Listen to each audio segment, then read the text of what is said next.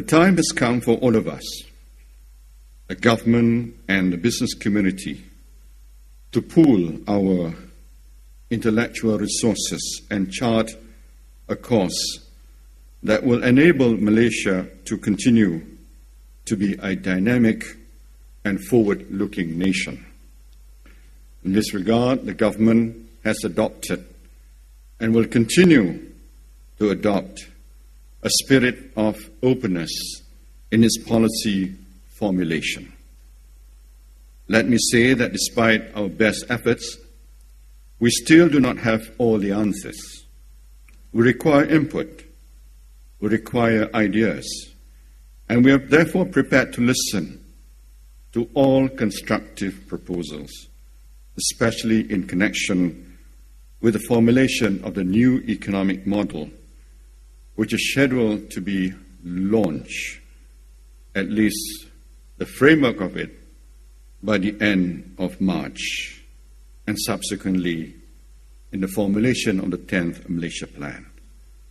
Opportunities such as this conference are avenues to raise issues, and I hope you will make full use of it. The new economic model, the 10th Malaysia Plan, and the subsequent 11th Malaysia Plan are indeed the final push to achieve Vision 2020. There are three components that are so essential that there is no way that we can achieve any of our ambitions without them. You have heard about these often, but let me recast them in a slightly different way. The first component is human capital. The second is private capital. And the third is social capital. Human capital is one of the most essential elements to drive the economy.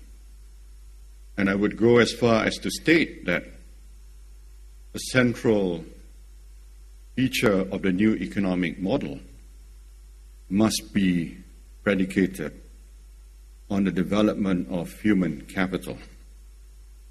Let me be clear that when I speak of human capital, I am not referring exclusively to formal education, critical though this may be. Improvements of the quality of our schools, colleges, and universities is absolutely vital.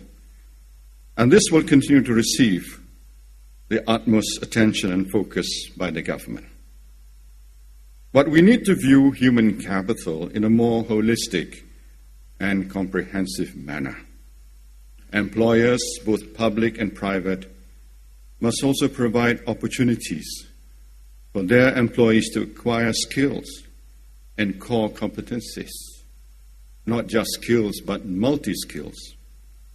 I recognize that this takes sizable investments of time and money.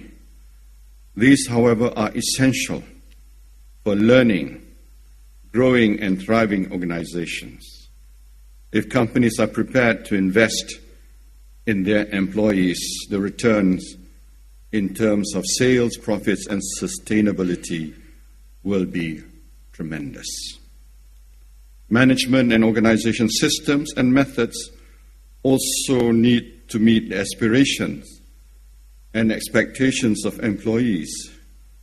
The best organizations today challenge their workers to give their best and provide the resources employees need to make these challenges.